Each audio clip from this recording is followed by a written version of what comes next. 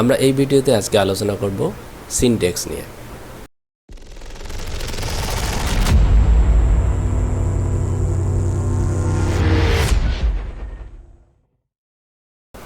Syntax ট্যাগসগুলো হচ্ছে comment, eco, liquid এবং র।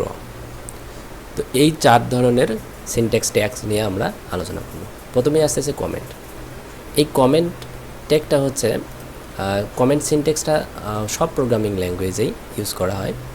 তো লিকুইডের কমেন্ট সিনট্যাক্সটা হচ্ছে এরকম, এটা কমেন্ট দিয়ে শুরু এবং এন্ড কমেন্ট ট্যাগ দিয়ে শেষ হবে, এবং এটার মাঝখানে আমরা যা কিছুই লিখি না কেন এটা আমাদের আউটপুট হিসেবে রিফ্লেক্স করবে না।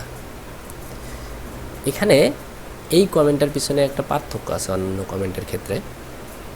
আমরা যেমন জাভাস্ক্রিপ্টে বা HTML-এ যদি আমরা কোনো কমেন্ট করি এবং সেটা আমরা ইন্সপেক্ট করলে HTML হিসেবে দেখতে পাই যে হ্যাঁ এটা কমেন্ট করে রাখা হয়েছে, কিন্তু লিকুইডে কমেন্ট সিনট্যাক্সের ভিতরে আমরা যদি কোনো কিছু লিখি তাহলে এটা একদম শোই করাবে না, এটা আমরা কোথাও পাবো না, এটা একদমই শো করাবে না, পুরা স্কিপ করে যাবে। তো লিকুইডের মধ্যে যদি আমরা কখনো কমেন্ট করি তাহলে সেটা একদম স্কিপ করবে। ওকে, লাইন কমেন্টসের ক্ষেত্রে আমরা এইভাবে সিঙ্গেল লাইনে কমেন্টস করতে পারি। তার মানে আমরা কমেন্টসের ধরন 2 ধরনের এখানে দেখলাম, এটা হচ্ছে সিঙ্গেল লাইন, এটা ডাবল লাইন। এরপরে আমরা এটাকে বিভিন্নভাবে স্টাইল করে করতে পারি, এই যে এইভাবেও করতে পারি। মূলত এটা সিঙ্গেল লাইনটাকে আমরা বিভিন্ন লাইনে নিয়ে এভাবে করতে পারি। সো এটা নতুন তেমন কিছু না, এখানে শুধু পার্থক্য হচ্ছে এরকম কার্লি ব্রেস থাকবে, এটা থাকবে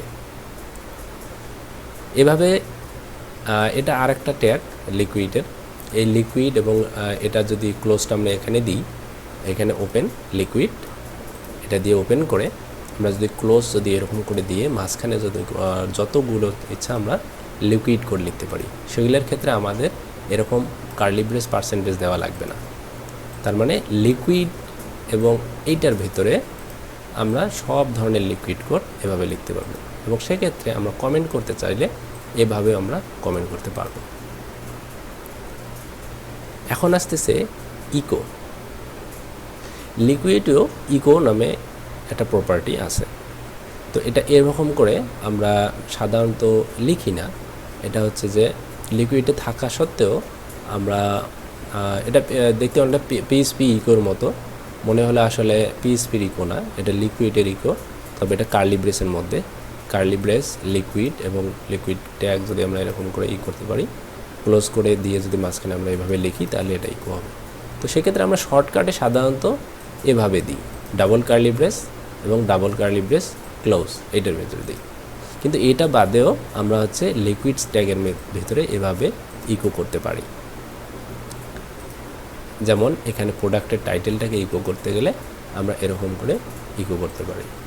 তো সিমিলারলি আমরা এরকমভাবে আগেও দেখেছিলাম যে প্রোডাক্ট ডট টাইটেল, আমরা যদি এভাবে লিখি তাহলেও সেটা প্রিন্ট করবে।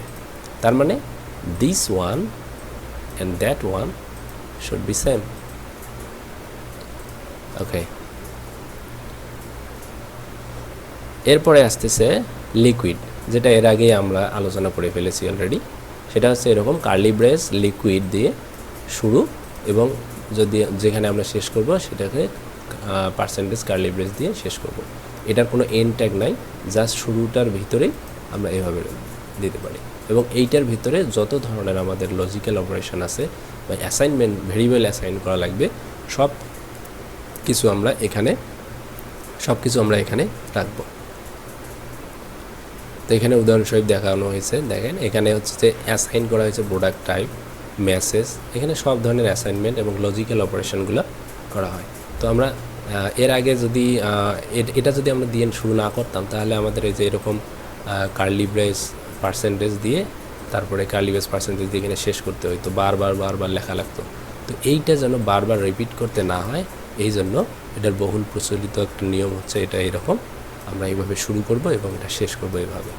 ওকে, দেখতে অনেকটা ঝামেলাহীন মনে হচ্ছে, এটা ইউজ করলে আমরা এরকম একটা এভাবে একটা কোড বেস পাবো যেটাতে আমরা এভাবে ফ্রিলি কোডগুলো করতে পারবো অনায়াসে।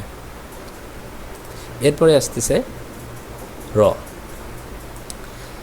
এই রয়ের ভিতরে আমরা লিকুইডের মধ্যে যদি এরকম করে র শুরু এবং র শেষ করে মাঝখানে যত যা কিছু যেভাবে যা কিছু লিখবো HTML ট্যাগ বা যা কিছুই যেভাবে লিখবো ঠিক অনুরূপভাবেই সেটা হচ্ছে আউটপুট হিসেবে আমাদের দেখাবে। এখানে আমরা দেখতে পাচ্ছি যে র এটা শুরু এবং শেষ, এবং এটার মাঝখানে আমরা একটা লিকুইডের এক্সপ্রেশন দিছি যেটা হচ্ছে 2 এবং 2-এর সাথে 2 যোগ করে 4 হবে, হ্যাঁ, ইকুয়ালস টু 4 হবে। কিন্তু আউটপুট হিসাবে এটা মূলত আমরা যদি বাইরে দিই,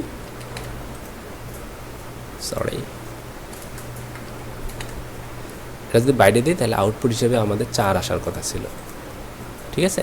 তো এটা বাইরে দিলে 4 আসবে, কিন্তু এটা রয়ের ভিতরে দেওয়াতে এটা মূলত সে বুঝতে পারতেছে যে হ্যাঁ আমাকে এটা মানে আমাকে লিকুইডের কোনো অপারেশন আর আমার ভিতরে চলবে না, তার মানে আউটপুট হিসেবে আমি জেনারেলভাবে যেভাবে মানে একটা টেক্সট এডিটর কাজ করে ঠিক সেভাবেই কাজ করবে, সে আউটপুট হিসেবে এটাই দিয়ে দেবে।